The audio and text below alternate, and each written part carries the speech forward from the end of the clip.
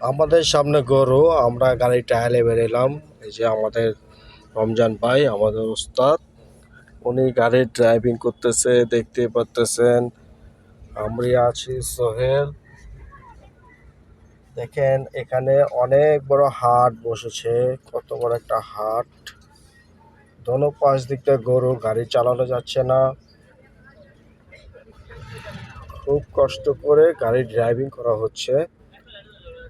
কারণ গরু যদি পাগলামানি করে তাহলে আমাদের গরু গাড়ি শুদ্ধ ভেঙে দিবে। মনোযোগ সহকারে গাড়ি ড্রাইভিং করতেছে। এই আমরা একটু সফল হলাম। সামনে এখানে গরু নাই। এইটা হলো শাহজাহানপুর পুলিশ ফাঁড়ি থানা। দেখেন এখানে কত গরু, এই দেখেন গরু, অনেক মানুষ, গরু আছে। ওই সামনে একটা গরুর ট্রাক এসে গরু নামায় দিয়ে গেল।